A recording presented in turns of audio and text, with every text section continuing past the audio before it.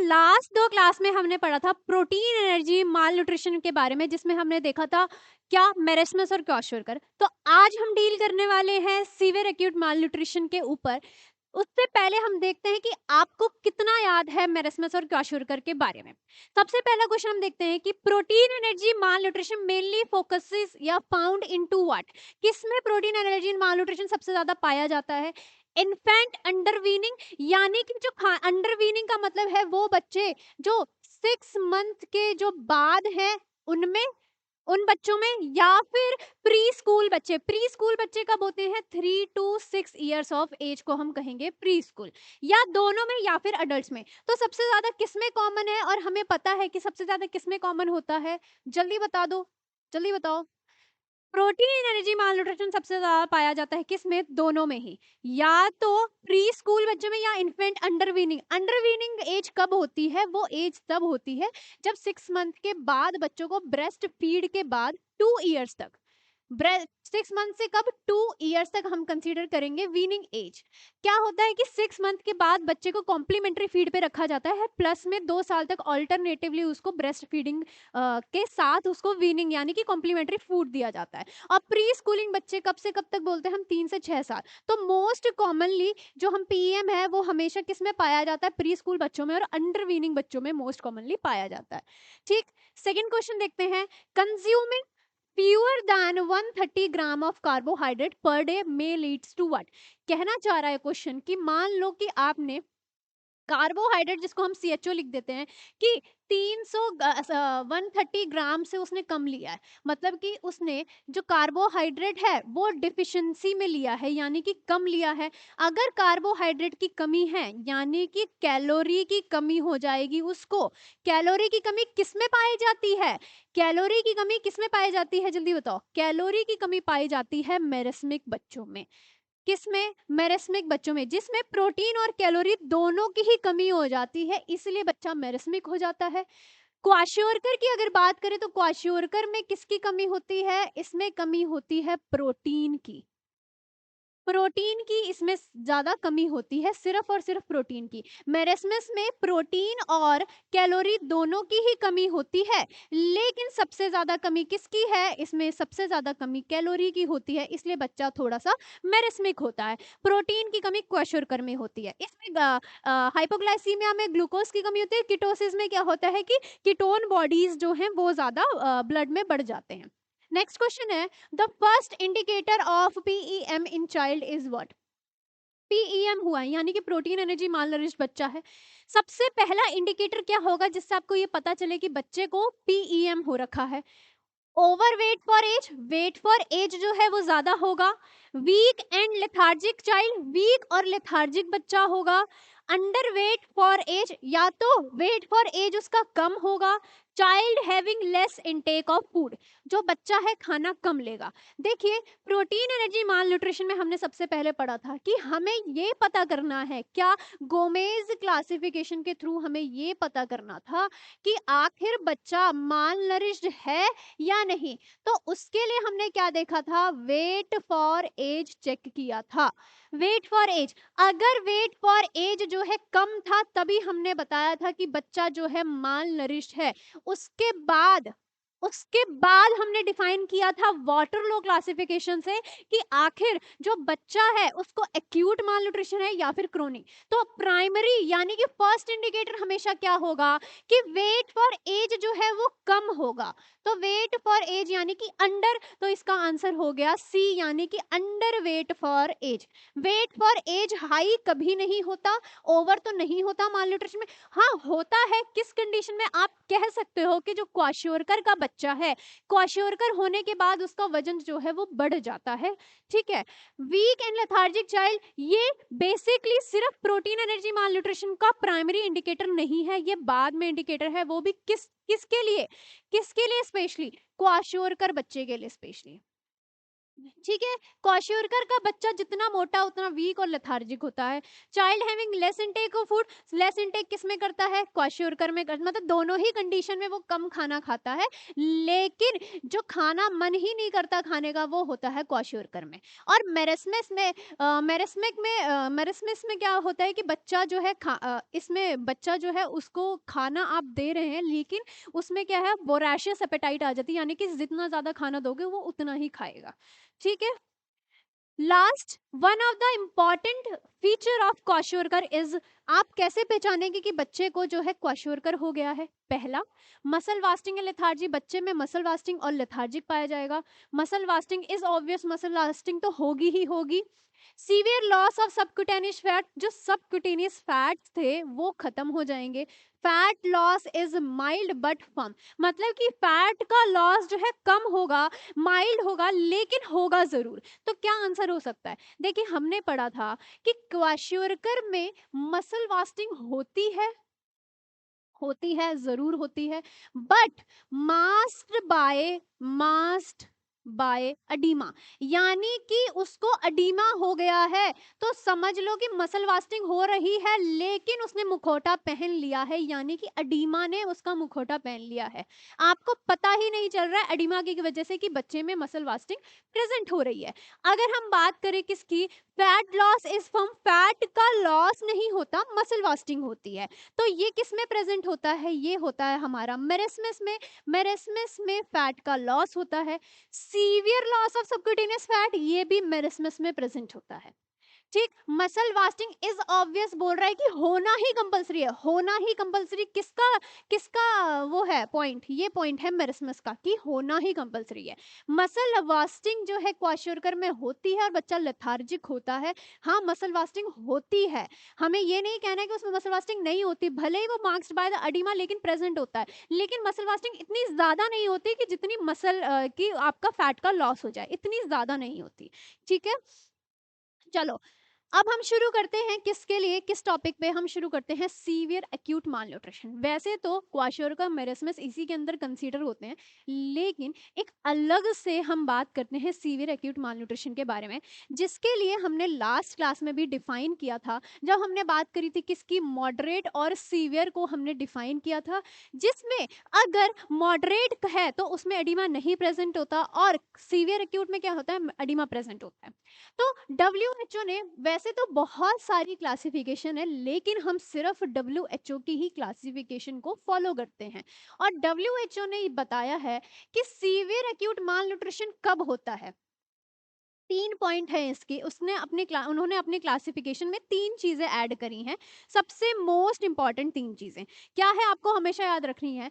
पहली क्या है? पहली है कि जो वेट फॉर एज है, वेट फॉर एज, ये होना चाहिए कितना? ये होना चाहिए लेस देन -3 स्टैंडर्ड डेविएशन। ये WHO ने बताया है कि जो वेट फॉर एज है वो लेस देन -3 स्टैंडर्ड डेविएशन के बराबर होना चाहिए।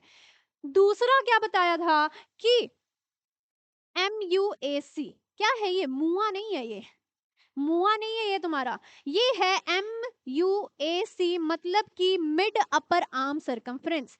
ये होना चाहिए कितना? Less than 11.5 centimetre. अब ये है क्या, इसको हम आगे पढ़ेंगे, डिफाइन करेंगे। अभी आप इसको लिख लो, इसका फुल फॉर्म कि मिड अपर आर्म सरकमफेरेंस। ठीक है। जो आर्म है उसके मिड का सरकमफ्रेंस ले तो वो कितना होना चाहिए? वो होना चाहिए 11.5 सेंटीमीटर होना चाहिए। प्लस में तीसरा क्या बताया था? Plus minus bilateral pitting oedema present होना चाहिए। प्लस और माइनस का क्या मतलब है? प्लस और माइनस का मतलब ये है कि प्रेजेंट हो भी सकता है और नहीं भी, किसी किसी कंडीशन में प्रेजेंट नहीं भी हो सकता है और हो भी सकता है। और अगर प्रेजेंट होगा तो वो पिटिंग एडिमा काइंड ऑफ होगा। पिटिंग एडिमा का मतलब बताया था लास्ट क्लास में कि जितनी स्वेलिंग होगी तो उसको आप दबा के देखेंगे तो उसमें एक धब्बा यानी कि गड्ढा बन जाएगा, जब आप उसको एक बार दबाएंगे तो वो पिटिंग काइंड ऑफ होती है। तो बाइलेटरल पिटिंग, और बाइलेटरल का मतलब हुआ कि दोनों, अगर पैर में हो रहा है तो दोनों पैर में होगा, अगर हाथ में है तो दोनों हाथ में होगा।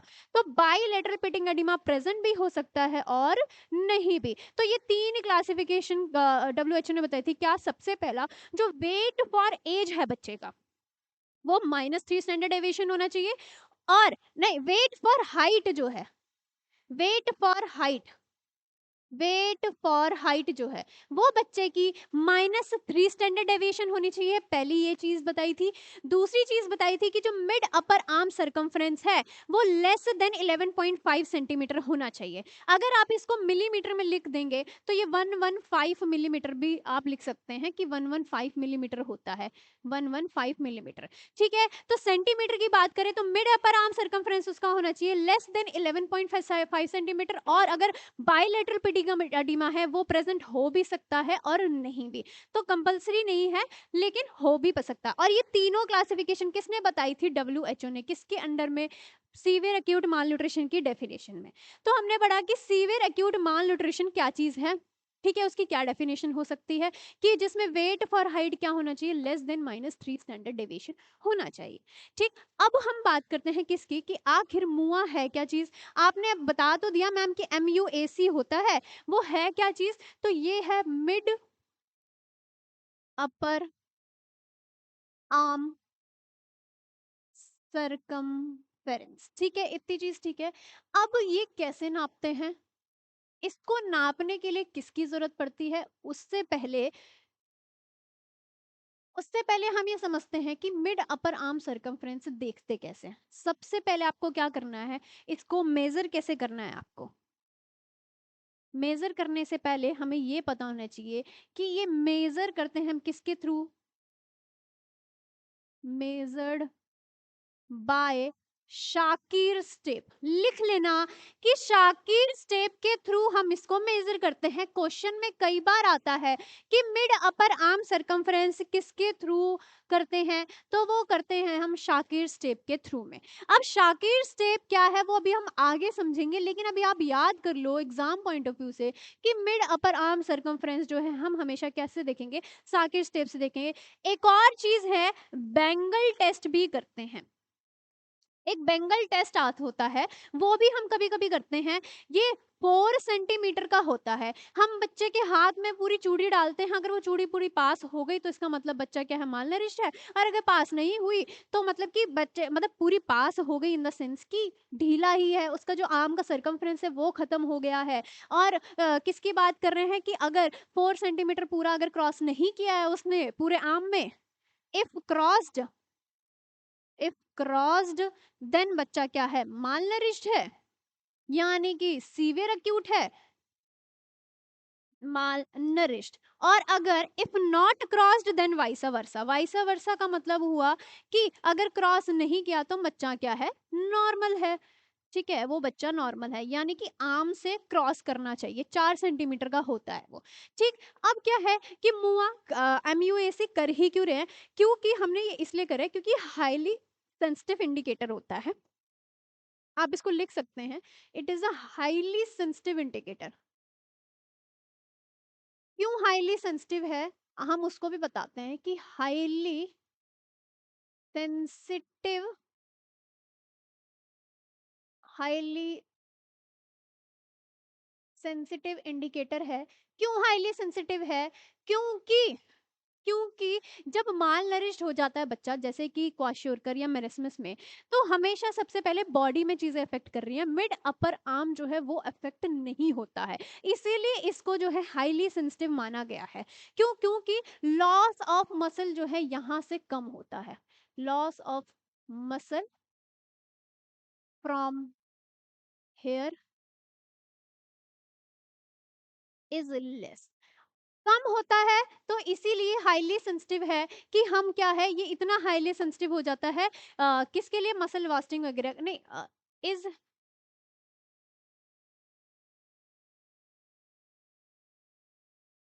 Loss of muscle is present here, यानी कि इसमें प्रेजेंट होता है, उल्टा बता दिया, इसमें प्रेजेंट होता है इसलिए हाईली सेंसिटिव इंडिकेटर होता है, क्योंकि इसको पता करना बहुत जरूरत है। मिड अपर आर्म सर्कमफ्रेंस में जब हम क्या करेंगे कि मिड साकेट स्टेप पे हम मेजर करेंगे तो सबसे पहले पता चलेगा कि फैट का लॉस हुआ है। अगर यहाँ का सर्कमफ्रेंस यानी कि यहाँ का सर्कमफ्रेंस कम आ रहा है नॉर्मल बच्चे के कंपेरेटिव, तो बच्चा क्या है, वो सीवियरली अक्यूट मालनरिश्ड है। ठीक है, और ये क्या है, हाईली सेंसिटिव इंडिकेटर है, इसलिए हम इसको यूज करते हैं किसके लिए, मसल वास्टिंग को देखने के लिए। ठीक, अब इसको मेजर कैसे करना है, जैसे कि आपको डायग्राम में दिख ही रहा है कि कैसे मेजर करना है। सबसे पहले आपको क्या करना है, सबसे पहले आपको देखना है टिप ऑफ एक्रोमियन प्रोसेस। सबसे पहला स्टेप क्या है, फाइंड करना है, लिख लेना, फाइंड एक्रोमियन प्रोसेस, यानी कि कौन सा, tip of the shoulder. Acromion process होता कौन सा है, अगर ये नहीं दिख रहा है तो मैं लिख दे रही हूँ, find acromion process. Acromion process क्या है कि टिप ऑफ द शोल्डर, पहले इसको देखना है, उसके बाद बच्चे को सबसे पहले 90 डिग्री में हाथ उसका फ्लैक्स्ड पोजीशन में रखना है। किसकी पोजीशन में रखना है, पहला कहे कि hand in 90 degree फ्लैक्स्ड position, 90 degree फ्लैक्स्ड position, फ्लैक्स्ड position में रहना चाहिए 90 डिग्री। उसके बाद हम क्या करेंगे कि फाइंड करेंगे एक्रोमियन प्रोसेस को, पहला। दूसरा क्या करेंगे, जो नीचे एल्बो है, एल्बो यानी कि ये जो चीज है, यानी कि टिप ऑफ द एल्बो, इसको हम क्या बोलेंगे, टिप ऑफ द एल्बो को, tip of the elbow. Second point हो गया कि फाइंड ओलेक्रेनॉन प्रोसेस। ठीक है, ओलेक्रेनॉन प्रोसेस को हम फाइंड करेंगे। सबसे पहला क्या हो गया, एक्रोमियन प्रोसेस, और दूसरा क्या है, फाइंड ओलेक्रेनॉन प्रोसेस को हम फाइंड, यानी कि टिप ऑफ द ओलेक्रेनॉन प्रोसेस कौन सा है, टिप ऑफ द एल्बो। ये कौन सा है, टिप ऑफ शोल्डर, इसको लिख लो, ये है tip of, tip off shoulder, और ये है ओलेक्रोनॉन प्रोसेस, ये है टिप ऑफ एल्बो। ठीक है, जब हमें ये दोनों पॉइंट मिल गए उसके बाद हम क्या करेंगे कि मिड पॉइंट को पता करेंगे, इन दोनों के टेप से मिड पॉइंट देखेंगे। जब इन दोनों की टेप से मिड पॉइंट हमें मिल गया कि हाथ का सबसे मिड पॉइंट यही है, दोनों को मेजर करके हम क्या करेंगे, फाइंड द मिड पॉइंट, कि मिड पॉइंट हम पता करेंगे एल्बो का। ठीक है, mid point of elbow, elbow का मिड पॉइंट हमें जब पता चल गया कि यहाँ पे है, अब उसके बाद हम बच्चे का हाथ जो है, उसके बाद हाथ फ्लेक्स्ड पोजीशन में नहीं चेक करना है, अब हमें क्या करना है कि हाथ को रिलैक्स्ड कर देना है, यानी कि बोल देंगे कि हाथ अपना रिलैक्स कर ले, कि बच्चा हाथ अपना रिलैक्स कर ले। हमने क्यों एक्सटेंड किया था, ताकि हमें इफेक्टिव यानी कि एक्यूरेट मिड अपर आर्म पता चल जाए। ठीक है, जब मिड अपर आर्म पता चल गया तो बोलेंगे बच्चे को अब अपना हाथ रिलैक्स कर ले। जब बच्चे ने अपना हाथ रिलैक्स कर लिया, अब उस कंडीशन में हम क्या करेंगे, अब उस कंडीशन में हम क्या करेंगे, अब वहां पे टेप को मेजर करेंगे। नाउ मेजर, क्या मेजर करेंगे, मिड अपर आर्म सरकमफ्रेंस। ठीक है, अब मिड अपर आर्म सरकमफ्रेंस को मेजर करेंगे और उसको नोट कर लेंगे, नोट करके लिख लेंगे। यहाँ पे टेप से ऐसे क्रॉस करके चेक करेंगे, जैसे इसमें आपको दिख रहा है वो ऐसे क्रॉस हो जाता है। अब यहाँ से जब क्रॉस हो गया तो हम जो पॉइंट पे यहाँ पे एरो से क्रॉस बन रहा है, यानी कि ये वाला पॉइंट जो है उसको हम क्या करेंगे, नोट डाउन कर लेंगे। क्या बताया, सबसे पहले हम एक्रोमियन प्रोसेस यानी टिप ऑफ द शोल्डर पता करेंगे, फिर ओलेक्रोनॉन प्रोसेस यानी कि टिप ऑफ द एल्बो पता करेंगे। अब इन दोनों का मिड पॉइंट हम देख लेंगे कि मिड पॉइंट यहाँ आ रहा है। जब मिड पॉइंट यहाँ आ जाएगा तो अब हम क्या करेंगे, टेप से अक्रॉस दी एल्बो हम उस मिड अपर आर्म में उसका क्या करेंगे, मिड अपर आर्म सरकमफ्रेंस को नोट डाउन कर लेंगे। और जैसे कि आपको एरो दिख रहा है कि यहाँ पर आ रहा है तो इसको हम नोट डाउन कर लेंगे। ठीक है, अब एक चीज है, आपको दिख रहा है कि ये ग्रीन कलर का है, तो क्या और भी कलर होते हैं, उसको समझते हैं। ये है हमारा शाकिर स्टेप, यही है शाकिर स्टेप। अब कैसे पता चलेगा कि इससे कैसे हम पता लगा पाएंगे कि आखिर बच्चे को सीवियरली acute malnourished है या नहीं, और उसमें भी वो बच्चा कितना malnourished है, उसको पता करने के लिए 3 जोन आपको दिख रही हैं। एक दिख रहा है रेड जोन, ठीक है, एक दिख रहा है येलो जोन, और एक दिख रहा है आपको ग्रीन जोन, ठीक है। तो अगर रेड जोन की बात करें, आपको पता है लाल मतलब कि डेंजर यानी कि खतरा। तो खतरा यानी कि मतलब कि सीवियरली एक्यूट है, मतलब कि हाईली यानी कि सीवियरली, अगर बच्चे का जो आर्म का जो सरकमफ्रेंस है वो रेड जोन में आ रहा है, तो उस कंडीशन में रेड जोन कितना, अगर लेस देन 1.5 सेंटीमीटर से कम आ रहा है, तो आप समझ जाएंगे कि बच्चा सीवियरली माल नरिश्ड है। इतनी चीज ठीक।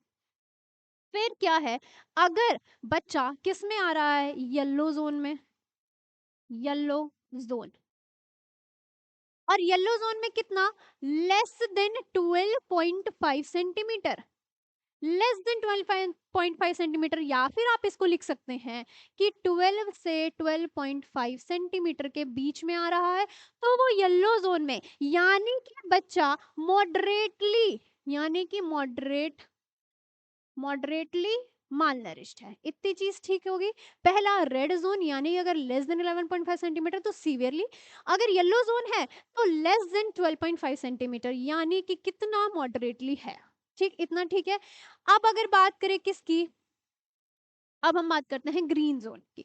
ग्रीन जोन में बच्चा नॉर्मल होता है, जैसे कि ग्रीन से आपको पता चल रहा है कि नॉर्मल है, अच्छा है, तो कितना अच्छा, अगर मोर देन 12.5 सेंटीमीटर हुआ, मोर देन 12.5 सेंटीमीटर है, अगर उसका आ रहा है मोर देन 12.5 सेंटीमीटर, तो मतलब कि बच्चा क्या नॉर्मल है, यानी कि नॉर्मल है, नॉर्मल आप कह सकते हैं, ठीक है, यानी कि नॉर्मली है वो बच्चा। ठीक, तो क्या बताया है, रेड जोन, ग्रीन जोन और येलो जोन। शाकिर टेप से हम पता करेंगे, रेड जोन अगर 11.5 से कम है तो रेड जोन में आ गया, 12.5 से कितना, 12 से लेके 12.5 से 12 पॉइंट, ये आप लिख लें 11.5 से 12.5, ये है आपका 11.5 से 12.5।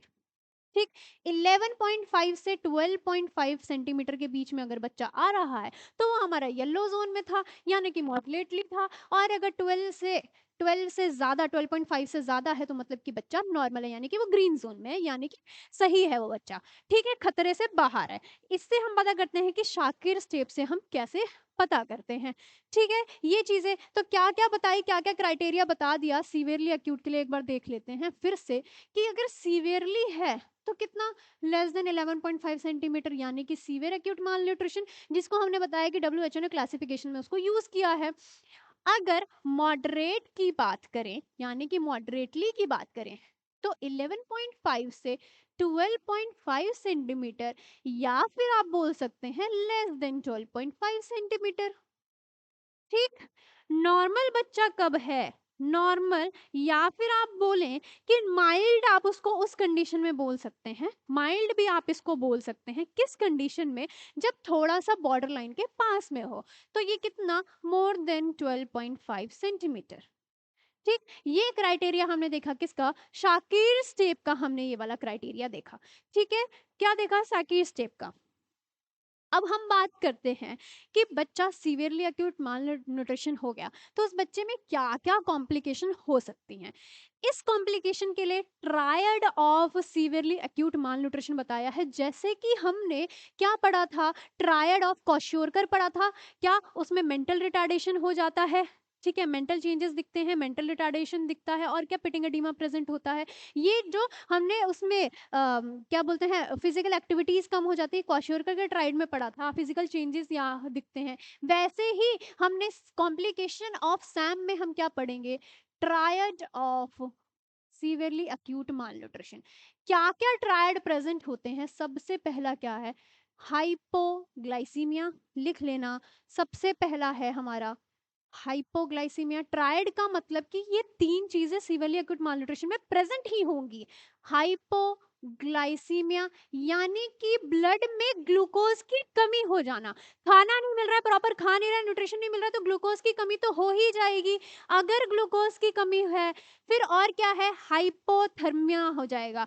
मसल वास्टिंग भी प्रेजेंट हो रहा है, फैट का लॉस हो रहा है, बच्चे में हीट का कंजप्शन, जो हीट का लॉस ज्यादा से ज्यादा हो रहा है, तो क्या हो गया, बच्चा हाइपोथर्मिक हो गया। और तीसरा क्या होता है बच्चे में, बताओ। तीसरा है बच्चे में डिहाइड्रेशन नजर आता है। डिहाइड्रेशन, ये तीनों नहीं, डिहाइड्रेशन से डिहाइड्रेशन, हाँ बच्चे में डिहाइड्रेशन नजर आता है। और डिहाइड्रेशन आप लिखें, इससे अच्छा आप लिख सकते हैं कि बच्चे में इन्फेक्शन प्रेजेंट होता है। ठीक है, यानी कि डिहाइड्रेटेड हो गया बच्चा और बच्चे में क्या है, इन्फेक्शन प्रेजेंट है। तो आप इसको ठीक से अगर लिखना चाहें तो आप लिख सकते हैं कि बच्चा हाइपोग्लाइसेमिक होता है, हाइपोथर्मिया, और मोस्टली क्या, इन्फेक्शन हो जाता है बच्चे में। जब बच्चा इतना वास्टिंग हो गया, क्यों, क्योंकि बच्चा इन्फेक्शन क्यों हो रहा है, क्योंकि मुआ वाले बच्चे, मतलब कि जो सैम वाले बच्चे होते हैं जिनका MUAC जो कम होता है, यानी कि मिड अपर आर्म सर्कमफ्रेंस कम होता है, वो बच्चे इम्यूनो कॉम्प्रोमाइज्ड होते हैं। इम्यूनो कॉम्प्रोमाइज्ड बच्चे होते हैं, इसीलिए उनमें इन्फेक्शन के चांसेस ज्यादा होते हैं, बहुत ही ज्यादा होते हैं। एक बहुत ही इंटरेस्टिंग चीज है, वो मैं आगे बताऊंगी क्या है, कि हाइपोग्लाइसीमिया, हाइपोथर्मिया और इन्फेक्शन, ये क्या है, ट्रायड है सैम के, यानी कि सीवियरली एक्यूट माल न्यूट्रिशन वाले बच्चों में हाइपोग्लाइसीमिया प्रेजेंट होगा, ब्लड में ग्लूकोज की कमी हो जाएगी, फूड का इंटेक नहीं हो रहा है, तो मसल क्या करेगा, मतलब कि तो ऑर्गन क्या, मतलब कि जो हमारे बॉडी है वो क्या करेगी, कंपनसेटरी मैकेनिज्म के लिए जितना भी स्टोर्ड ग्लूकोज है वो भी, और सब कुछ क्या है, सारा एनर्जी के लिए वो सारा ग्लूकोज ले लेगी, तो ग्लूकोज की कमी हो जाएगी, तो हाइपोग्लाइसीमिक हो जाएगा बच्चा। हाइपोथर्मिया हो जाएगा, यानी कि बच्चे का जो टेम्परेचर है वो कम हो जाएगा, बच्चे का टेम्परेचर जो है कम हो जाएगा। कितना कम हो जाएगा, ये भी बात है, ये भी अभी हम डिस्कस करेंगे। और अगर इन्फेक्शन की बात करें तो तीसरा, कि तीसरा ट्रायड है कि बच्चे को इन्फेक्शन हो जाएगा, क्योंकि बच्चा इतना इम्यूनो कॉम्प्रोमाइज्ड है, हाइपोग्लाइसेमिक भी हो गया, हाइपोथर्मिया भी हो गया और इन्फेक्शन भी हो गया, तो बच्चा इतना ज्यादा क्या वीक है कि उसको इन्फेक्शन के चांसेस हो जाएंगे। तो ट्रायड क्या होते हैं सैम के, हाइपोग्लाइसीमिया, हाइपोथर्मिया और इन्फेक्शन। अब हम बात करते हैं इसके ट्रीटमेंट के बारे में। ट्रीटमेंट हम कैसे देखेंगे, कि जैसे जैसे कॉम्प्लिकेशन, इसके मेजरली 10 कॉम्प्लिकेशंस या फिर आप कह सकते हैं 7 कॉम्प्लिकेशंस प्रेजेंट होते हैं, उसके अकॉर्डिंग हम ट्रीटमेंट को क्या करते हैं, डिसाइड करते हैं कि क्या क्या कॉम्प्लिकेशन है, उसके अकॉर्डिंग हम डिसाइड करते हैं। ठीक है, क्या क्या कॉम्प्लिकेशन होते हैं, उससे पहले एक और चीज आप देख लेते हैं कि अगर मैंने बताया हाइपोग्लाइसीमिया, तो इसका क्राइटेरिया क्या होता है, हाइपोग्लाइसीमिया और हाइपोथर्मिया का क्राइटेरिया होता है। ठीक, अगर लेस देन 45 mg/dl है, याद रखना, लेस देन 45 mg/dl है, तो ये किस कंडीशन में होता है हाइपोग्लाइसीमिया, तब जब बच्चा नियोनेटल हाइपोग्लाइसीमिया के कंडीशन में, यानी कि बच्चे को इस कंडीशन में सीवियरली एक्यूट माल नरिश नहीं है, तब हम उसको क्या कहेंगे, हाइपोग्लाइसीमिया। जब लेस देन 45 mg/dl होगा तब हम कहेंगे बच्चे को कि इसको हाइपोग्लाइसीमिया। लेकिन अगर लेस देन 54 mg/dl है, तो ये किस कंडीशन में कहेंगे, जब सैम वाला बच्चा है उसको हम कहेंगे कि बच्चे को हाइपोग्लाइसीमिया है, सैम वाले बच्चे को, सैम हाइपोग्लाइसेमिक। ठीक है, क्या बताया कि लेस देन 45 अगर आ रहा है, तो किस कंडीशन में इसको हम हाइपोग्लाइसेमिक लेंगे, जब बच्चा नियोनेट, यानी कि उसको सैम नहीं है उस कंडीशन में। लेकिन लेस देन 54 mg/dl हम कब मानते हैं, जब सैम वाले बच्चे का जो है वो हाइपोग्लाइसेमिक हो जाए, उस कंडीशन में हम क्या कहेंगे, हम उस कंडीशन में कहेंगे कि बच्चा हाइपोग्लाइसेमिक है। ये होता है हाइपोग्लाइसेमिक के क्राइटेरिया। एक और है हाइपोथर्मिया का क्राइटेरिया, भी देख लेते हैं। हमें पता है कि नॉर्मल टेम्परेचर बच्चे का 36.5 से 37.5 होता है। लिख लेते हैं, नॉर्मल न्यूबॉर्न या फिर नियोनेटल का टेम्परेचर कितना होता है, वो होता है 36.5 से 37.5। क्या? Degree Celsius. इतना हमें पता है कि इतना टेम्परेचर नॉर्मली बच्चे में होता है, लेकिन हम हाइपोथर्मिया कब मानेंगे? मैम ने तो इतने क्राइटेरिया बताए थे, ठीक है। तो मैंने क्या बताया था कि लेस देन 36.5 डिग्री सेल्सियस है तो बच्चा हाइपोथर्मिक है, लेकिन कब? जब वो सैम का नहीं है, यानी कि नियोनेटल हाइपोथर्मिया मैंने बताया था, नियोनेटल हाइपोथर्मिया बताया था। उस कंडीशन में अगर लेस देन 36.5 डिग्री सेल्सियस है तब हम उसको कंसीडर करेंगे हाइपोथर्मिया। लेकिन अगर सैम का बच्चा है तो सैम के बच्चे को कैसे डिफाइन करेंगे? तो हम डिफाइन करेंगे, दो क्राइटेरिया हैं उसके लिए भी हमारे पास। क्या?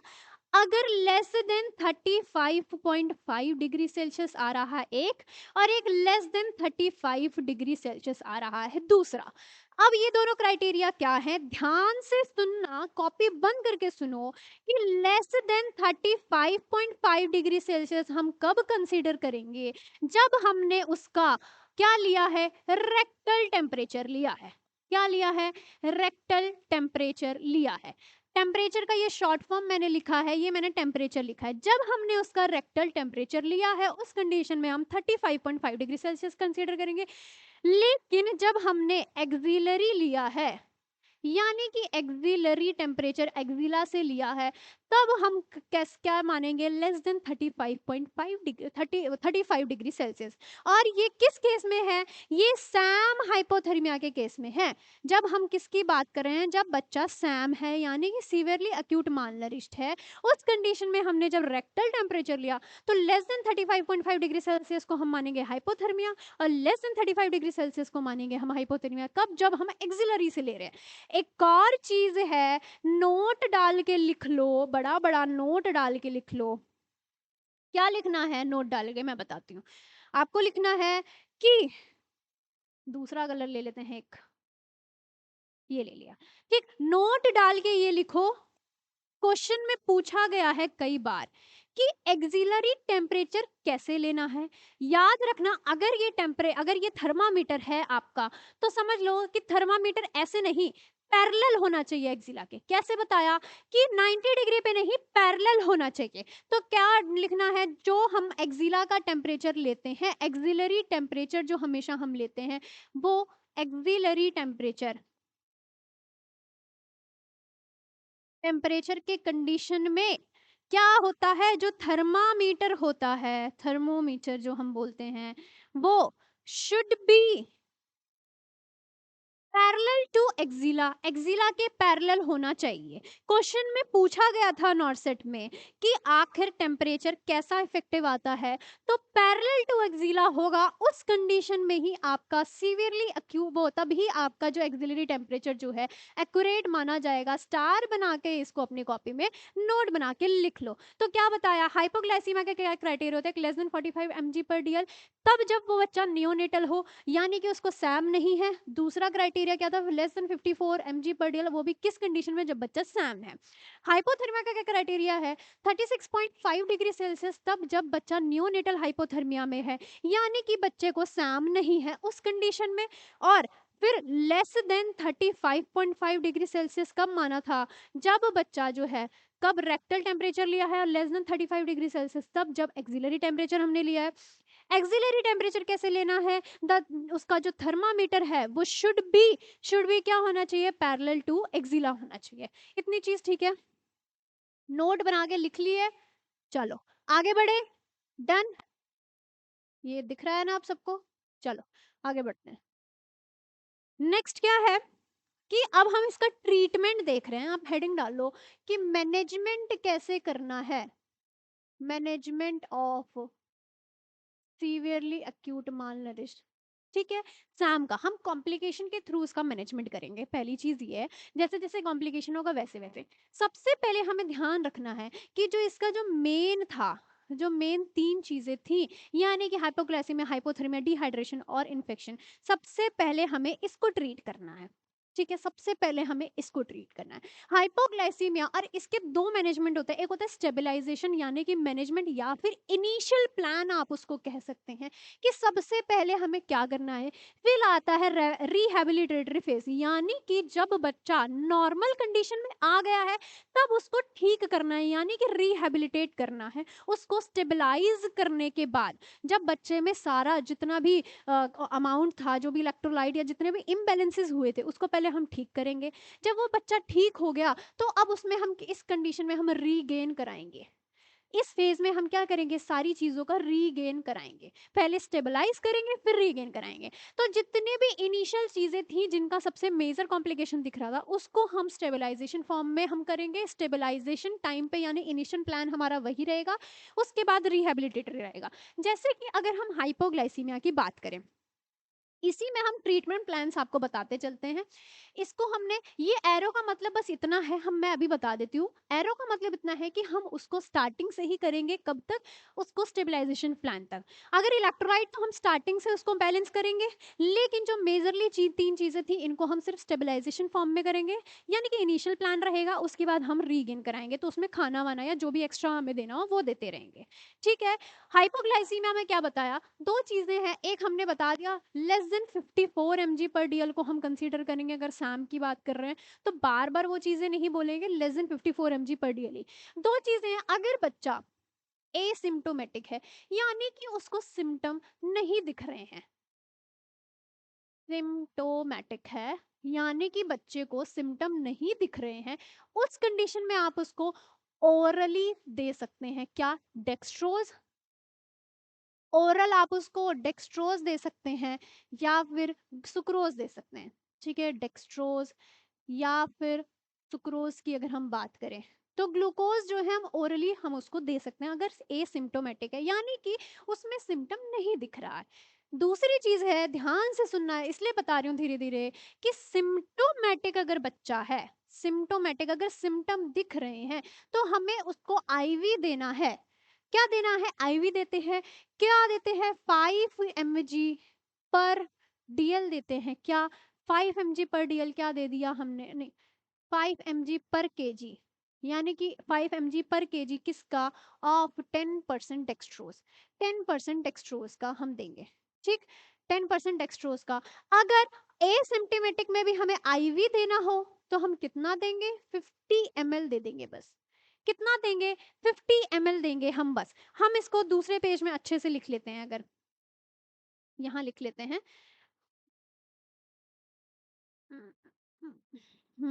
वेट, ओके, देखो यहाँ लिखते हैं। क्या बताया कि हाइपोग्लाइसीमिया की मैंने बात करी थी, हाइपोग्लाइसीमिया की मैं बात कर रही थी। ठीक से देख लेते हैं कि अगर बच्चा एसिम्प्टोमेटिक है, एसिम्प्टोमेटिक है अगर बच्चा, तो उस कंडीशन में हम क्या करेंगे, हम उसको ओरल देंगे, या फिर हमें अगर आईवी देना हो तो क्या देंगे, 50 ml दे देंगे। 50 ml देंगे, क्या, 10% एक्सट्रोज। 50 ml 10% एक्सट्रोज देंगे। ठीक, इतनी चीज ठीक है। अगर बच्चा सिम्टोमेटिक हो रहा है यानी कि उसको सिम्टम आप देख पा रहे हैं, उस कंडीशन में हम क्या देंगे, सिम्टोमेटिक कंडीशन में हम आईवी देंगे। कितना देंगे, 5 ml/kg, पर kg ऑफ 10% एक्सट्रोज, या फिर सुक्रोज आप लिख सकते हैं। ठीक है, इतनी चीज ठीक है। ओरल हम इसको क्या दे रहे हैं, ग्लूकोज दे रहे हैं। ठीक, अब एक और चीज है, जब बच्चा स्टेबलाइज हो गया, ये हमारा इनिशियल प्लान है, जब बच्चा स्टेबलाइज हो गया तब हम उसको किस में डाल सकते हैं, 50 ml हम उसको दे दे के उसको क्या करेंगे, रिहेबिलिटेटिव फेज में हम उसको रख सकते हैं। यानी कि जब बच्चा स्टेबलाइज हो जाए, व्हेन स्टेबल, जब स्टेबल हो गया, तो अब उस कंडीशन में उसके सिम्टम्स सप्रेस हो जाएंगे, तब हम उसको 50 ml 10% एक्सट्रूस में हम उसको रख सकते हैं। इतनी चीज ठीक है, कंप्लीट हो गया। चलो अब बात करते हैं हाइपोथर्मिया की। अगर हम बात करें तो हाइपोथर्मिया का क्राइटेरिया क्या था, अगर रेक्टल लिया था तो वो लेस देन 35.5 डिग्री सेल्सियस, और अगर एक्सिलरी लिया तो लेस देन 35 डिग्री सेल्सियस। और हाइपोथर्मिया के कंडीशन में आपको क्या करना है, एक एक मैं एक एक लिख दे रही हूँ। हाइपोथर्मिया के कंडीशन में आपको किसका ध्यान देना है, कि आपको बच्चे को वार्म रखना है, वार्म रखना है बेबी को। दूसरा, रिमूव वेट क्लॉथ्स जितने हैं उनको रिमूव कर देना है बच्चे के बॉडी में से अगर है, ठीक है। और क्या है, ड्राई वार्म या फिर ड्राई करना है बेबी को, ठीक। और एक और चीज कि वार्मर में भी रख सकते हैं। वार्मर में रखने का तरीका कैसा है या फिर वार्मिंग कैसे दे सकते हैं आप, थोड़ी देर रखो, फिर हट रख बाहर रख लो, फिर थोड़ी देर रखो, फिर रख लो। और एक और चीज है कि बच्चे को ब्रेस्ट फीडिंग करानी है, कंटिन्यू कराना है, ब्रेस्ट फीडिंग को कभी भी रोकना नहीं है। ब्रेस्ट फीडिंग एवरी 2 आवरली, क्या लिख सकते हैं आप, एवरी लिखा है ना, एवरी 2 आवरली। क्यों, ब्रेस्ट फीडिंग करा रहे हैं तो ब्रेस्ट फीडिंग बहुत ही अच्छा तरीका है। आपको कभी भी ब्रेस्ट फीडिंग नहीं रोकनी है बच्चे में, अनटिल अनलेस उसको अगर किसी भी चीज की यानी कि खाने में दिक्कत हो रही हो या फिर किसी चीज को पीने में निगलने में दिक्कत हो रही हो और उसको उसकी वजह से एस्पिरेशन यानी कि एस्पिरेटरी सिम्टम दिख जाएंगे, उस कंडीशन में ही सिर्फ हमें ब्रेस्ट फीडिंग नहीं करानी है। वरना सारी कंडीशंस में आपको ब्रेस्ट फीडिंग करानी है। अगर हाइपोग्लाइसेमिक की बात करें तो इसमें हम लिख सकते हैं प्लस में ब्रेस्ट फीडिंग आपको करानी है बच्चे को एवरी 2 आवरली। हर 2 आवरली में आपको बच्चे को हर जगह क्या करना है, ब्रेस्ट फीड कराना ही कराना है, ठीक है। हाइपोथर्मिया में ब्रेस्ट फीड कराने से बच्चा जो है हाइपोथर्मिक कम होता है, ये बहुत एसेंशियल स्टेप है। और वार्मर में आप रख सकते हैं बार बार, और क्या रखना है, वार्म रखना है बच्चे को, रिमूव वेट क्लॉथ, और वार्मर में रखना है कंटिन्यू ब्रेस्ट फीडिंग। एक मोस्ट इंपॉर्टेंट चीज मैं आपको बोल रही थी कि मैं आपको बाद में बताऊंगी, वो ये चीज है, ध्यान से सुनो। जब हाइपोथर्मिक बच्चा होगा तो हमें किस चीज का ध्यान रखना है, हमेशा हाइपोथर्मिया के कंडीशन में हमें हाइपोग्लाइसीमिया को ट्रीट करना ही करना है, हमें सस्पेक्टेड लेके चलना है। क्योंकि हाइपोथर्मिक बच्चा हमेशा हाइपोग्लाइसेमिक होता है, वहीं हाइपोग्लाइसेमिक बच्चा हमेशा ही हाइपोथर्मिक होता है।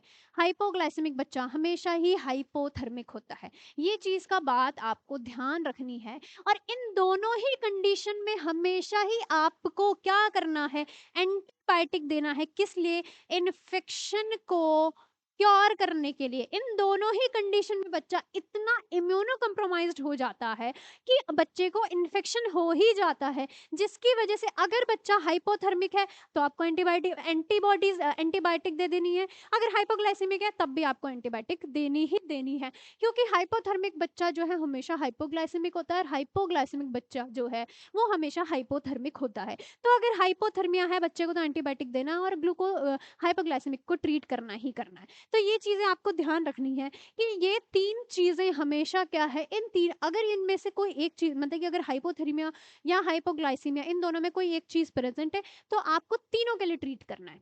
इतनी बात क्लियर होगी, एक चीज प्रेजेंट है तो तीनों को क्योर करना है, ठीक है। तो हाइपोथर्मिक में भी आपको एंटीबायोटिक आपको देनी ही देनी है, ठीक है। फिर बात करते हैं हम डिहाइड्रेशन की। तो डिहाइड्रेशन जो है बच्चे में, डिहाइड्रेशन में अगर हम बात करें कि डिहाइड्रेशन हमारा था, नेक्स्ट कि डिहाइड्रेशन को कैसे करना है, तो कुछ नहीं, डिहाइड्रेशन में हमें क्या करना है, हमें ऑस्मोल सॉल्यूशन थर्ड है, ये हमारा थर्ड स्टेप। इसमें आपको ओआरएस नहीं देना है, और दो चीजें होती है, एक होता है ओआरएस और एक होता है री ऑस्मोल सॉल्यूशन, ठीक है।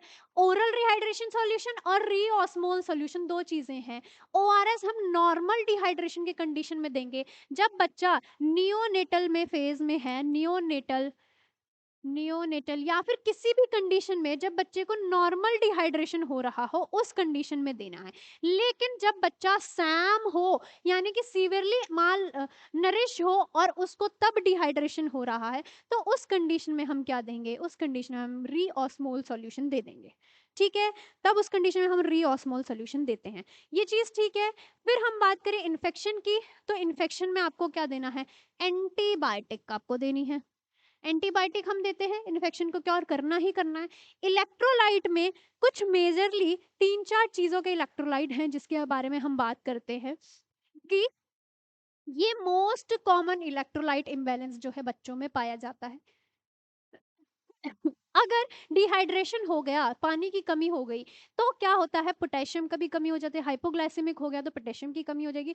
ये सारी चीजें जो हैं इन इलेक्ट्रोलाइट्स का हमें सीवियरली अक्यूट माल बच्चे में इन सभी चीजों का हमें ध्यान रखना होता है। ये इसके क्या अमाउंट होते हैं वो सब प्री डिसाइडेड होता है। जैसे कि मैं फिर भी बताऊं कि पोटेशियम जो है आपको इतना नहीं जानना है, बट फिर भी पोटेशियम का क्योर करना है 3 से 4 मिली इक्विवेलेंट देते हैं पर केजी या पर डे, ठीक है, इतना हमें देना होता है। आयरन हमें 2 से 3 देना है, 3 मिली 2 से 3 ग्राम देना है, ठीक है। जिंक भी हमें 2 से 3 अमाउंट देना होता है, ठीक। ऐसे ही फॉलिक एसिड भी देना होता है। विटामिन ए कैसे देना होता है, विटामिन ए का डोज क्या होता है, विटामिन ए हमें पढ़ा है हमें कि लेस देन 6 मंथ का अगर बच्चा है तो हमेशा कितना देना होता है उसको, 50,000 इंटरनेशनल यूनिट। और 1 साल से ज़्यादा का बच्चा है तब हमें कितना देना है, 6 से 1 साल का, तो 1 लाख इंटरनेशनल यूनिट हमें किस कंडीशन में देना है, जब 6 से 1 साल का बच्चा हो, 6 मंथ से 1 ईयर तक का हो, तो हमें 1 लाख इंटरनेशनल यूनिट देना है उस बच्चे को। और 1 लाख, एक साल से ज्यादा का हो गया अगर इस कंडीशन में, 1 साल से ज्यादा का बच्चा है तो उस कंडीशन में हमें 2 लाख इंटरनेशनल यूनिट देनी है। ये विटामिन ए को भी हमने यहीं पे ही खत्म कर दिया कि विटामिन ए के डोजेस क्या होते हैं, ठीक है। वैसे तो ये डोज जो इसमें सीवियरली किट में इलेक्ट्रोलाइट इम्बैलेंस होता है, हमें नॉर्मली उसमें कितना देना है वो pre decided, doctor pre decided, ये आपको नहीं, लेकिन आपको एग्जाम पॉइंट ऑफ व्यू से ये पता होना चाहिए कि विटामिन ए के डोजेस क्या है। तो हमने उसको यही खत्म कर दिया कि विटामिन ए अगर 6 महीने से कम का बच्चा होता है तो हमेशा हमें, ये सिर्फ सैम की बात नहीं, ये हर बच्चे में, अगर 6 मंथ से कम बच्चे में 50,000 इंटरनेशनल यूनिट, 6 महीने से 1 साल का बच्चा है तो 1 लाख इंटरनेशनल यूनिट, और 1 साल से ज्यादा का बच्चा है तो 2 लाख इंटरनेशनल यूनिट देना होता है, ठीक है। इतनी चीज, ठीक है, ये हो गया हमारा इलेक्ट्रोलाइट बैलेंस भी हो गया। तो हाइपोग्लाइसीमिया में हमने ग्लूकोज दे दिया, डेक्स्ट्रो दे दिया, हाइपोथर्मिया में हमने उसको वार्म थेरेपी दे दी, डिहाइड्रेशन में हमने उसको ओ आर एस या फिर स्मॉल सोल्यूशन दिया, ओ आर एस नहीं, ओ आर एस नॉर्मल बच्चों में देते हैं, री ऑस्मोल सोल्यूशन दिया, किस कंडीशन में, जब बच्चा सैम का हो। इलेक्ट्रोलाइट इम्बैलेंस जिसमें हमने potassium, zinc, iron, folic acid, इन सब का क्योर किया। इन्फेक्शन हो गया तो बच्चे को हम एंटीबायोटिक दे देंगे। माइक्रोन्यूट्रिएंट्स देते हैं। माइक्रोन्यूट्रिएंट में एक चीज़ हमें ध्यान रखनी है जो हमने इलेक्ट्रोलाइट में ही पढ़ा, इलेक्ट्रोलाइट और माइक्रोन्यूट्रिएंट हमने दोनों चीज़ें ही इसमें कवर कर ली हैं। इलेक्ट्रोलाइट और माइक्रोन्यूट्रिएंट दोनों कवर हो गई। तो माइक्रोन्यूट्रिएंट में एक चीज़ ध्यान रखनी है, जब वो इनिशियल फेज में हो उस कंडीशन में उसको आयरन नहीं देना होता है, जब वो रिहेबिलिटेटिव फेज में हो तब इस कंडीशन में हमें आयरन देना होता है, ठीक है। आयरन क्या करता है, आयरन जो है सप्रेस कर देगा। अभी क्या है, अगर हमने उसको इस कंडीशन में आयरन दे दिया है तो वो क्या करेगा, इन्फेक्शन को इन्हांस करता है, क्या करता है, इन्फेक्शन को बढ़ाता है। तो इसीलिए अगर हमने उसको इनिशियल प्लान में दे दिया तो बच्चे को इन्फेक्शन, यानी कि जो उसको सिम्टम दिख रहे थे, जो मेजर कॉम्प्लिकेशन है, वो इन्हांस हो जाएगा। इसलिए आयरन पहले नहीं देना होता, आयरन बाद में देना होता है। इनिशिएट ब्रेस्ट फीडिंग हमेशा करनी ही करनी है, ब्रेस्ट फीडिंग को कभी भी रोकना नहीं है, किसी भी कंडीशन में बच्चे को रोकना नहीं है। उसके बाद हम क्या ग्रोथ पे ध्यान देते हैं, ग्रोथ पे कब से, रिहेबिलिटेटिव फेज में, जब बच्चा इनिशियल फेज से उसने कैचअप कर लिया अपना सारे चीजें, तो उसके बाद हमने उसको रिहेबिलिटेटिव फेज में रखा, यानी कि रीगेन फेज में रखा। अब वो ग्रोथ को रीगेन करेगा। सेंसरी स्टिमुलेशन का मतलब सीधा सीधा यही है, आप लिख सकते हैं कि उसको लव एंड केयर देनी है, ठीक है। शुरू से ही लव और केयर देंगे तो बच्चे को लव और केयर से बच्चा ठीक हो जाता है। फिर उसके बाद फॉलो अप में रखते रहेंगे रिहेबिलिटेटिव फेज में, कि उसको फॉलो अप कराते रहेंगे। तो 3 मेन कॉम्प्लिकेशन क्या बताया, हाइपोग्लाइसीमिया, हाइपोथर्मिया और इन्फेक्शन, इन तीनों का ही हमें खास ध्यान देखना है। इन्फेक्शन में हमें एंटीबायोटिक देनी है, हाइपोथर्मिया में वार्मिंग थेरेपी हमें करनी है, और उसके बाद जो हाइपोग्लाइसीमिया उसमें क्या, ग्लूकोज और सुक्रोज, इन सब का अमाउंट देखना होता है। इतनी चीज क्लियर है। ये हो गई हमारी क्या, ये हो गई हमारी कि इलेक्ट्रोलाइट क्या क्या मैनेजमेंट होना चाहिए। एक होता है कि जो बच्चे को डाइट देते हैं, दो डाइट है जिनके ऊपर मोस्टली मोस्ट इंपॉर्टेंट क्वेश्चन पूछा जाता है। एक होता है हमारा F75 डाइट और एक होता है हमारा F100 डाइट। ये दो डाइट हैं हम जो बच्चे को, सीवियर एक्यूट मालनरिश बच्चे को देते हैं। अगर F75 डाइट की बात करें और यहाँ पे हम बात करते हैं F100 डाइट की, तो ईच 100 ml, जो ये डाइट हम सीवियरली एक्यूट मालनरिश बच्चों के लिए बनाते हैं, तो हर एक 100 ml में, ईच 100 ml में कितना अमाउंट ऑफ कैलोरी होता है, कितना होता है, 75 अगर वो 100 है तो ये होता है 75 किलो कैलोरी, ठीक है, 75 किलो कैलोरी होता है, ठीक। और प्रोटीन कितना होगा, 1.9 ग्राम प्रोटीन होगा। कितना, 1.9 ग्राम प्रोटीन होगा। अगर इस डाइट की बात करें तो each 100 ml contains what, each 100 ml contains 100 kilo calorie. ये जो 100 है डिफाइन करता है कि कितनी उसको कैलोरी मिल रही है, और कितना, 2.9 ग्राम प्रोटीन मिलता है, ठीक है। इस कंडीशन में अभी हमें स्टार्टिंग में ही बच्चे को ज्यादा अमाउंट में क्या करते हैं, प्रोटीन नहीं देते हैं, लेस प्रोटीन देते हैं, ताकि बच्चे को क्या ना हो जाए, less due to less to save from refeeding syndrome. अगर हमने इनिशियल फेज में ही, ये क्या है, ये हमारी इनिशियल डाइट होती है, ये हमारी इनिशियल डाइट होती है। ये हम देते हैं कब, ये इनिशियल डाइट हम देते हैं जब बच्चा इनिशियल प्लान में हो, और ये हमारी कब देते हैं, ये हम रिहैबिलिटेटिव फेज में हम देते हैं, जब बच्चे को रीगेन कर रहा हो, उस फेज में हम F100 डाइट देते हैं।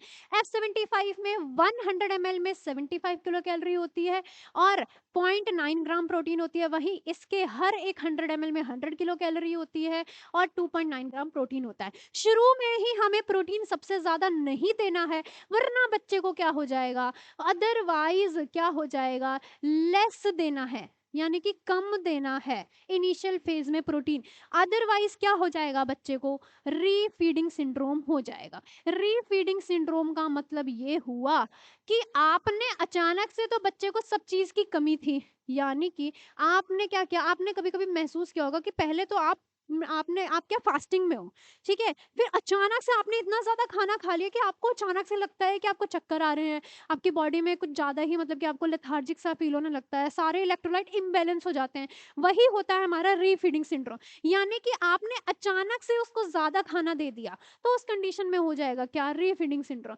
जब आप F75 डाइट देते हैं और एक बार बच्चा जो है, एक बार बच्चा अपने आप को रिकवर कर ले, यानी कि F75 डाइट के बाद जब बच्चे ने अपने को क्या कर लिया, रिकवर कर लिया, और बच्चा को सिम्टम सप्रेस होने लगे, तब आप उसको शिफ्ट कर सकते हैं, किस में, शिफ्ट टू F100 डाइट, ठीक है, 100 डाइट में आप शिफ्ट कर सकते हैं। इसीलिए 100 डाइट के टाइम पे आप प्रोटीन हाई अमाउंट में दे सकते हैं। इनिशियल फेज में कभी भी क्या नहीं देना होता है, इनिशियल फेज में कभी भी आपको हाई प्रोटीन नहीं देना होता है, वरना क्या हो जाता है, रीफीडिंग सिंड्रोम हो जाता है। क्या हो जाता है, रीफीडिंग सिंड्रोम। जब रीफीडिंग सिंड्रोम की बात आ ही गई है, तो इसके ऊपर नॉर्सेट का मोस्ट इंपॉर्टेंट क्वेश्चन आता है, क्या रीफीडिंग सिंड्रोम में, रीफीडिंग सिंड्रोम में कौन कौन से इलेक्ट्रोलाइट का इम्बैलेंस होता है, तो उसको आप नोट बना के स्टार मार्क करके लिख लो, नोट बना के स्टार मार्क करके लिख लो।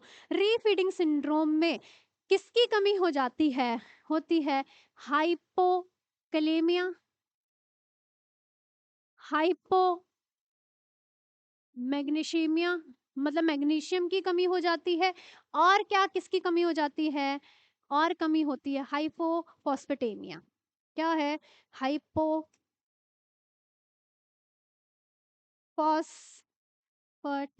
अच्छा, ये कैसे हो रहा है, कई लोग सोच रहे होंगे, जैसे कि हमें पता है कि आपने अचानक से बच्चे को खाना दिया, अचानक से खाना देने से क्या होगा, ज्यादा अमाउंट ऑफ ग्लूकोज मिल जाएगा। अभी बच्चा क्या है, अभी बच्चा एडेप्टिव फेज में है, आपने उसको इतना भूखा रखा है कि अभी बच्चा एडेप्टिव फेज में है। जब बच्चा एडेप्टिव फेज में है, तो एडेप्टिव, आप लिख लो इसको, अगर लिखना हो तो मैं अलग से बता देती हूँ कि मान लो अभी बच्चा किस में है, एडेप्टिव फेज में, ठीक।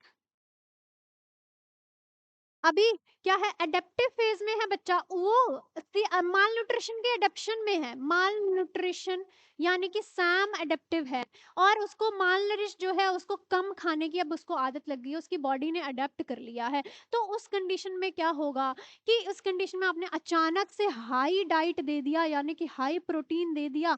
जब हाई प्रोटीन दे दिया इतना ज्यादा अमाउंट में, तो रीफीडिंग सिंड्रोम हो जाएगा, RF सिंड्रोम आप लिख सकते हैं। यानी कि इस कंडीशन में क्या हो रहा है कि उसको ज्यादा अमाउंट में प्रोटीन दिया, तो हाई ग्लूकोज मिल गया, अचानक से सडन हाई ग्लूकोज मिल गया, यानी कि बॉडी में ज्यादा ग्लूकोज का अमाउंट जो है सडनली इंक्रीज हो गया, सडनली राइज हो गया यानी कि बढ़ गया। अब अगर ग्लूकोज का अमाउंट ज्यादा बढ़ गया है तो बॉडी क्या करेगी, उसको लगेगा ग्लूकोज ज्यादा मिल गया तो इंसुलिन का अमाउंट बढ़ा देगी। और ये इंसुलिन क्या करती है, इंसुलिन पोटेशियम की कमी कराती है, यानी कि शिफ्ट कर देगी, शिफ्ट करती है किसको, पोटेशियम को फ्रॉम किसमें, फ्रॉम ब्लड टू सेल। ठीक है, ब्लड से बाहर कर देगी और उसके बाद शिफ्ट कर देगी फ्रॉम द ब्लड। अगर ब्लड से शिफ्ट कर दिया तो इस कंडीशन में क्या हो जाएगा, हाइपोकलेमिया हो जाएगा। यानी कि हाइपोकलेमिया हो गया। वैसे ही बाकी जो इलेक्ट्रोलाइट्स हैं यानी कि फॉस्फेट और मैग्नीशियम, उसकी भी कमी दिखाई देने लग जाएगी बच्चे की बॉडी में। इतनी चीज क्लियर है। क्या बताया कि रीफीडिंग सिंड्रोम हो जाएगा। रीफीडिंग सिंड्रोम में क्या हो जाता है, हाइपोकलेमिया, हाइपोमैग्नीशियमिया और हाइपोफॉस्फेटेमिया हो जा रहा है। क्यों, अचानक से आपने उसको खाना दे दिया, तो इसलिए लेस अमाउंट ऑफ प्रोटीन देना है। कितना, 0.9 ग्राम प्रोटीन आपको उसको देना है। कितना, F75 डाइट में, F100 डाइट में 2.9 ग्राम। अगर एक बार बच्चा रिकवरी फेज में उसने इसको अडेप्ट कर लिया यानी कि रिकवर होने लगा, तब आप उसको शिफ्ट कर सकते हैं F100 डाइट में। इनिशियल प्लान में आपको हमेशा F75 डाइट देती है और रिहेबिलिटेटिव फेज में आपको उसको हमेशा F100 डाइट देनी है। इतनी चीज ठीक है। ठीक है, एक बार रिकॉल कर लेते हैं। क्या बताया कि सीवियरली एक्यूट मालनरिश्ड जो बच्चे हैं उनकी 3 क्राइटेरिया डब्ल्यूएचओ ने बताई है। वो 3 क्राइटेरिया क्या है, वो है कि बच्चा जो है, जो उसका mid upper arm circumference, weight for height जो है वो हमेशा लेस देन, यानी कि लेस देन -3 स्टैंडर्ड डेविएशन होना चाहिए। मिड अपर आर्म सर्कमफ्रेंस होना चाहिए 11.5 सेंटीमीटर से कम, और पिटिंग एडिमा प्रेजेंट होना चाहिए बच्चे में। मिड अपर आर्म सर्कमफ्रेंस क्या होता है कि शाकिर स्टेप से देखते हैं। इसमें 3 चीजें बताई थी, रेड जोन, येलो जोन और ग्रीन जोन। जो 3 जोन साकिर स्टेप से हम मेजर करते हैं मिड अपर आर्म सर्कमफ्रेंस, और लेस देन 11.5 है तब हम उसको करेंगे क्या, रेड जोन में, यानी कि सीवियरली मालनरिश्ड है। फिर हमने पढ़ा ट्रायड ऑफ सैम क्या होता है, हाइपोग्लाइसीमिया। ट्रायड क्या मोस्ट इंपोर्टेंट, हाइपोग्लाइसीमिया, हाइपोथर्मिया और इन्फेक्शन। ये इसके ट्रायड हैं और सबसे पहले हमें इसी को क्योर करना होता है। हाइपोग्लाइसेमिक बच्चा है तो हम उसको ग्लूकोज दे देंगे, हाइपोथर्मिया तो हम उसको वार्मिंग थेरेपी देंगे, और इन्फेक्शन है तो एंटीबायोटिक देते हैं। डिहाइड्रेशन है तो हमें याद रखना है कि सैम के बच्चों को रीऑस्मोल सॉल्यूशन देना है, ओआरएस नहीं देना है। ठीक है, माइक्रो न्यूट्रिएंट्स को कुछ कवर करेंगे जिसमें हमें ध्यान देना है, किसमें, पोटेशियम पे सबसे ज्यादा ध्यान देना होता है, क्योंकि पोटेशियम ही की मोस्ट कॉमन इलेक्ट्रोलाइट इम्बैलेंस होता है सैम के बच्चे में। किसका, पोटेशियम का। तो मोस्ट कॉमनली क्या होता है, मोस्ट कॉमन इलेक्ट्रोलाइट, आप लिख सकते हैं मोस्ट कॉमन इलेक्ट्रोलाइट इम्बैलेंस होता है पोटेशियम का, किसमें, इन सैम बच्चे में। ठीक है, इतनी चीज ठीक है। फिर उसके बाद बात करी क्या, कि F75 डाइट, 75 किलो कैलोरी। जब F75 डाइट में बच्चा क्या रिकवरी फेज में आने लग जाए तो F100 डाइट में शिफ्ट कर देंगे। ठीक है, चलो ज्यादा ज्यादा एक क्वेश्चन देख लेते हैं। कुछ क्वेश्चंस है। पहला है कि dose of treatment of vitamin A deficiency in 10 kg। अगर 10 किलो का बच्चा है तो 2 साल का है, 10 किलो का बच्चा है तो आपको उसको कितनी डाइट देनी है। 2 साल का 10 किलो का बच्चा है तो कितना देना है उसको, हम देंगे कितना, 2 साल का, यानी कि 1 ईयर से 1 ईयर के बाद वाले बच्चे को हम 2 लाख इंटरनेशनल यूनिट दे रहे थे। अगर इसमें क्या दे दिया, बॉडी वेट दे दिया। अगर यही 1 साल से ज्यादा का बच्चा है बट उसका लेस देन 8 kg वेट है, तब हम उसको देंगे 1 लाख इंटरनेशनल यूनिट। ये है इसका केजी देने का क्राइटेरिया। तो 10 kg का है यानी कि 8 से ज्यादा है, तो इस कंडीशन में हम उसको दे देंगे 2 लाख इंटरनेशनल यूनिट। कितना देंगे, 2 लाख इंटरनेशनल यूनिट दे देंगे। ठीक है, इतनी चीज ठीक है। चलो नेक्स्ट क्वेश्चन है कि 15 मंथ ओल्ड का बच्चा है, feeding on the cow milk with the water. ठीक है, वैसे तो पानी के साथ नहीं देना चाहिए, लेकिन चलो ठीक है। With severe wasting and bilateral oedema present है। सीवियरली वास्टिंग प्रेजेंट है लेकिन उसके साथ उसको बायलेटरल एडिमा प्रेजेंट है। और क्या है, पुअर एपेटाइट है। और हमें पता है कि वास्टिंग किस में प्रेजेंट होता है, मेरेस्मस में, लेकिन क्वाशोरकर में भी प्रेजेंट होता है। कब, वो किस कंडीशन में प्रेजेंट होता है, जब उसको एडिमा प्रेजेंट है। एडिमा प्रेजेंट है तो मतलब ये क्वाशोरकर की बात कर रहा है। और पुअर एपेटाइट किस में प्रेजेंट होती है, क्वाशोरकर में प्रेजेंट होती है। मेरेस्मस में वोराशियस एपेटाइट प्रेजेंट होती है और उसमें एडिमा प्रेजेंट नहीं होता है। In a child with malnutrition first line of management क्या है, सबसे पहला लाइन ऑफ मैनेजमेंट क्या है। सबसे पहला याद रखो कि ग्लूकोज को ठीक करना है, यानी कि हाइपोग्लाइसीमिया को ही क्योर करना है। ये हमेशा हमारा इनिशियल रहना चाहिए। ये हमारा क्या होना चाहिए, इनिशियल इनिशियल मैनेजमेंट है, यानी कि इनिशियल ट्रीटमेंट है। सबसे पहले हमें ग्लाइसीमिया को ट्रीट करना है। ठीक है, फिर उसके बाद था while assessing in child for Sam, अगर सैम का बच्चा है तो सारे क्राइटेरिया प्रेजेंट होते हैं एक्सेप्ट, एक्सेप्ट मतलब कौन सा नहीं प्रेजेंट होता। सबसे पहला वेट फॉर एज हमने देखा था, हाँ देखा था। वेट फॉर हाइट देखा था, हाँ देखा था। वेट फॉर वो अडीमा देखा था, हाँ देखा था। मुआ देखा था, देखा था। ठीक है, और सारे क्राइटेरिया प्रेजेंट होते हैं except what, weight for height है तो यानी कि वेट फॉर एज देखेंगे, लेकिन हाइट फॉर एज नहीं देखते, यानी कि स्टंटिंग नहीं देखते हैं हम, क्या देखते हैं, वास्टिंग देखते हैं बच्चे में। वेट तो देखेंगे ही देखेंगे, उसके साथ में क्या देखते हैं, वेट फॉर हाइट देखते हैं। क्या देखते हैं, वेट फॉर हाइट देखते हैं, जो कि कितना होना चाहिए, लेस देन -3 स्टैंडर्ड डेविएशन होना चाहिए। इसको देखने के लिए सबसे पहले तो हम वेट फॉर एज करते ही करते हैं। हाइट फॉर एज किस कंडीशन में होता है, हाइट फॉर एज कहाँ, स्टंटिंग की कंडीशन में होता है। ठीक है, स्टंटिंग की कंडीशन में, वो क्रोनिक माल न्यूट्रिशन में प्रेजेंट होता है। Select the false statement regarding the marasmus, marasmus के रिगार्डिंग कौन सा फॉल्स स्टेटमेंट है। देखो मेरेस्मिक बच्चे में muscle atrophy, there is a muscle atrophy and resultant hypotonia.